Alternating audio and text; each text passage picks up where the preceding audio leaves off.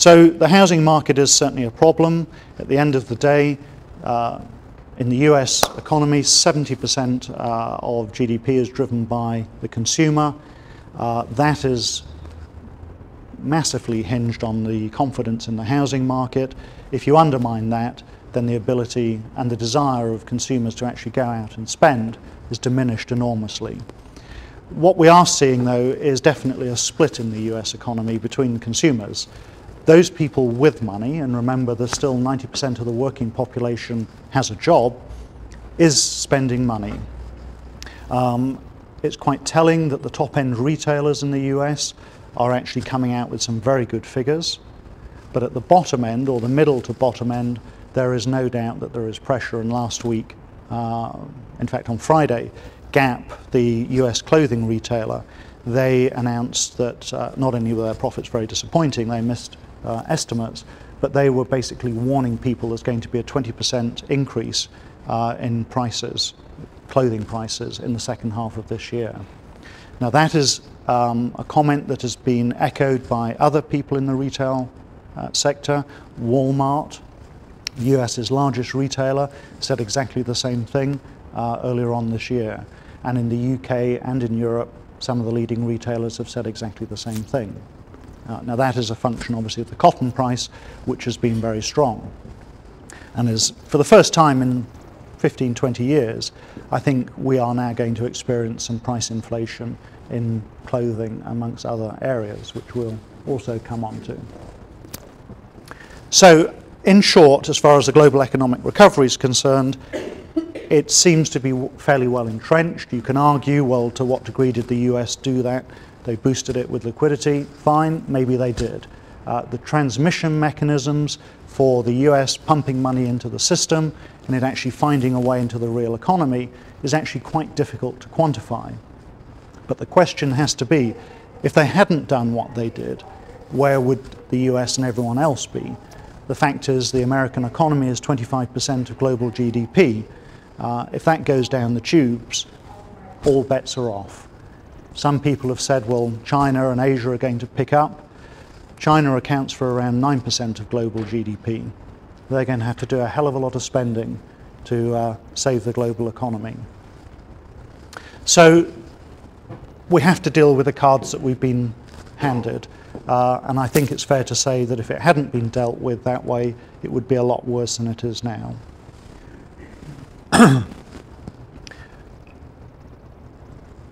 Looking at other issues out there, something which obviously has been very topical is the European debt crisis. The reality is, I make no bones about this, Greece in particular, Portugal, to a lesser degree Ireland, and possibly Spain, are essentially bust. Greece is going to default. It's just a question of when. That is going to happen. The politicians can paint up and use as much colourful language as they like about what it is that's going to happen. But the reality is Greece is going bust. There's going to be some massive cuts there from a government point of view in terms of, well, we've already seen many of them, and the second phase of that is starting, and the haircuts which bond investors are going to take are going to be enormous. The question is, of course, does this mean the end of the euro? Do they come out? Do they, what's going to happen? There are rumours knocking around that they are certainly looking at reinstating the drachma, I think it is, which they used to use out there. And it remains to be seen whether they actually do that. But there is no doubt that those countries are in serious difficulties.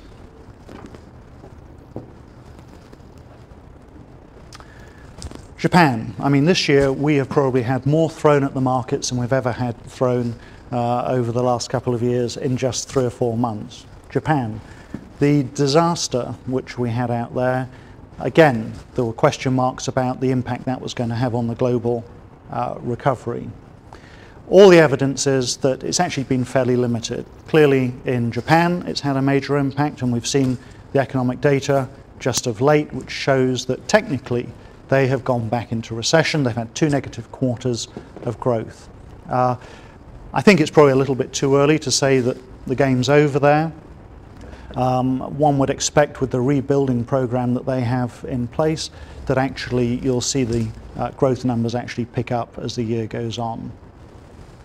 Having said that, there has, and you can't see this and we won't dwell on it, there has been an impact on some of the supply chains around the world.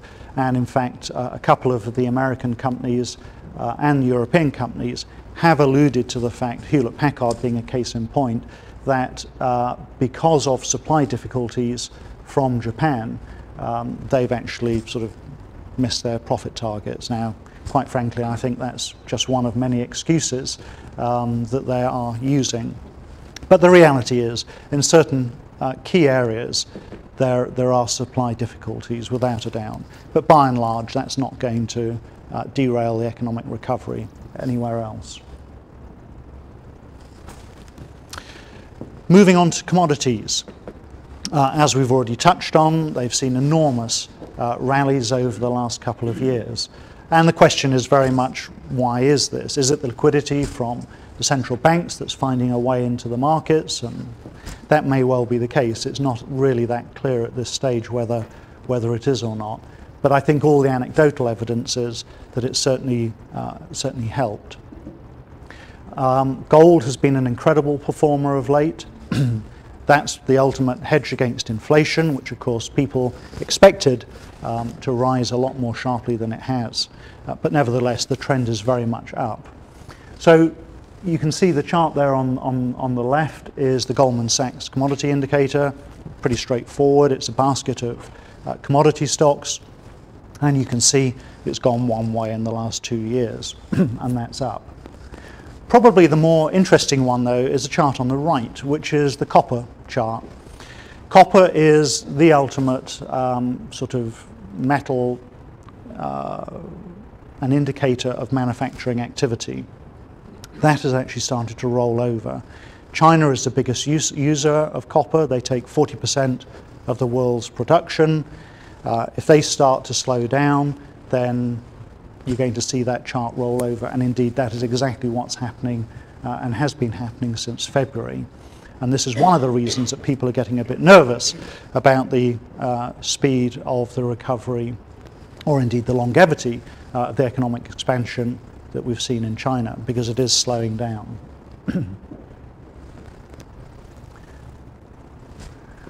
Oil. Again, this is something which has spiked up very sharply. The impact, certainly, I've been here now 5 years. I remember when we first came here, I think we were paying something like 70, 80 cents a litre 5 years ago. Does that sound about right? Now we're up at 150. If you think the effect's been bad here, you ought to go into Europe, where it's massive. The tax take on the petrol price at the pump is something like 80 to 85%, depending on the country that you're in. Funnily enough, the governments haven't been offering to cut the tax rate there.